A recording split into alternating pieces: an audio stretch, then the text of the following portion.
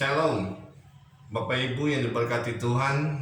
Kita jumpa lagi bersama Indra dalam bulan Kitab Suci Nasional 2020. Gimana kabar Bapak Ibu? Semoga sehat-sehat selalu ya.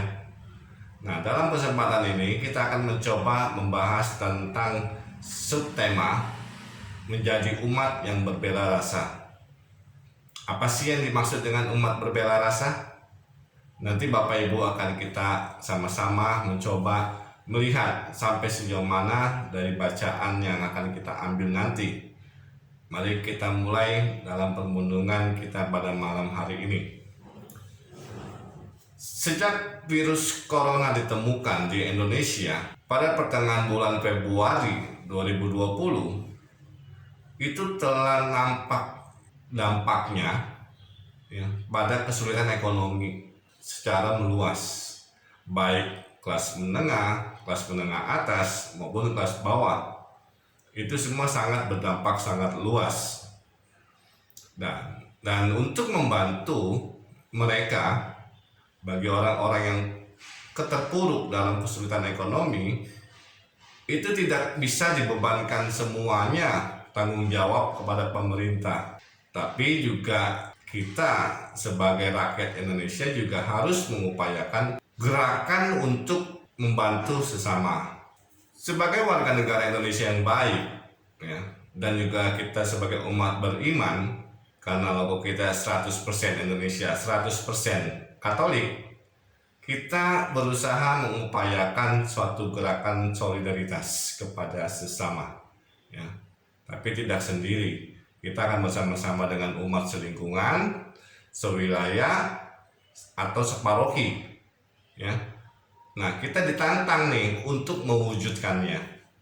Jangan nggak hanya cuman berdiam saja atau hanya ide-ide aja, tapi kita ditantang untuk kerja nyata. Kenapa? Itu merupakan tugas seorang murid ya, untuk menjadi garam dan terang dunia. Dalam pertemuan kita yang ketiga ini, kita akan melihat dari kitab suci yang akan kita baca sebentar lagi ya. Kita mau membahas ternyata dari sejak zaman gereja perdana itu jemaat Kristiani sudah berupaya untuk menerapkan rasa solidaritas antar sesama. Gimana caranya? Yuk kita siapkan bacaan pada malam hari ini. Kita ambil dari Injil Markus bab 2 ayat 1 sampai dengan 12.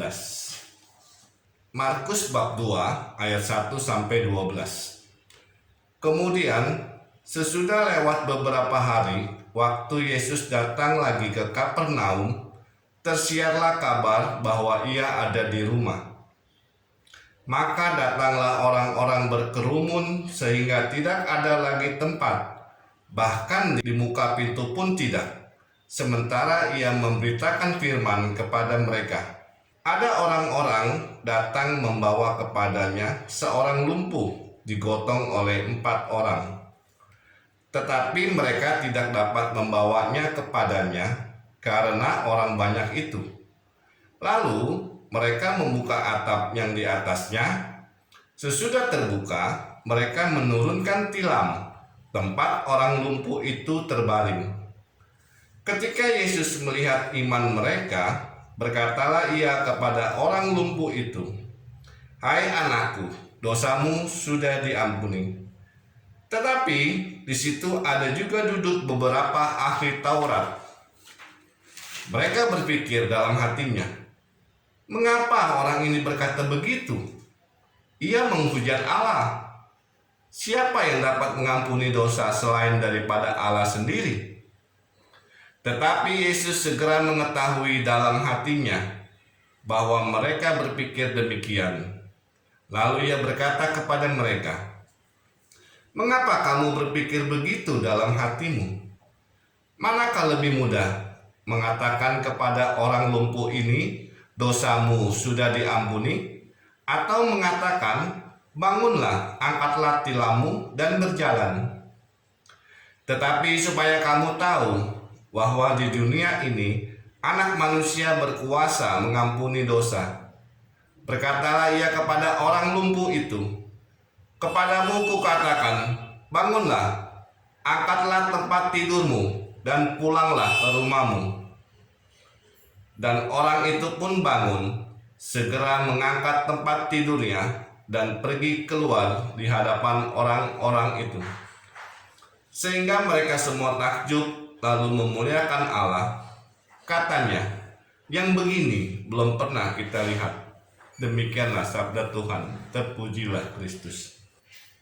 Bapak Ibu yang terkasih, dari bacaan Injil yang barusan kita baca, sebetulnya Injil Markus ingin menekankan bahwa sejak awal gereja perdana, jemaat Kristiani sudah memperlihatkan rasa solidaritasnya terhadap mereka yang sakit dan berkebutuhan khusus. Ya. Nah, kita bisa melihat juga dalam beberapa kisah kesembuhan dalam Injil, baik Injil Markus, Matius, Lukas, dan Yohanes. Kadang diceritakan di situ ada begitu banyak orang yang datang kepada Yesus sambil membawa orang-orang sakit yang sudah tidak berdaya. Kita bisa melihat sebuah contoh yang bisa kita lihat dalam Markus 6 ayat 53 sampai 56. Yang di sana dikisahkan tentang pada saat kedatangan Yesus ke Genesaret. Saat itu Yesus sudah dikenal, ya, sudah ngetop istilahnya, pribadi yang istimewa. Orang banyak yang melihat Yesus itu tidak langsung pergi melihat Yesus.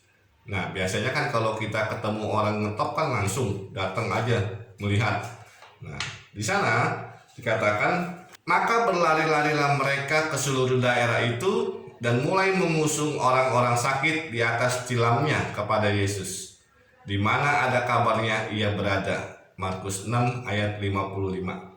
Nah, kita bisa lihat, ya, dari kutipan yang tadi kita baca, sebetulnya kita melihat pribadi-pribadi yang tidak egois, pribadi yang tidak mementingkan diri sendiri, pribadi yang mempunyai rasa bela rasa kepada mereka yang lemah. Ya, nggak mungkin kalau orang sakit, kalau datang Yesus itu bisa pergi sendiri, kecuali kalau ada yang membawanya. Nah, kita kembali ke Injil Markus yang tadi kita baca.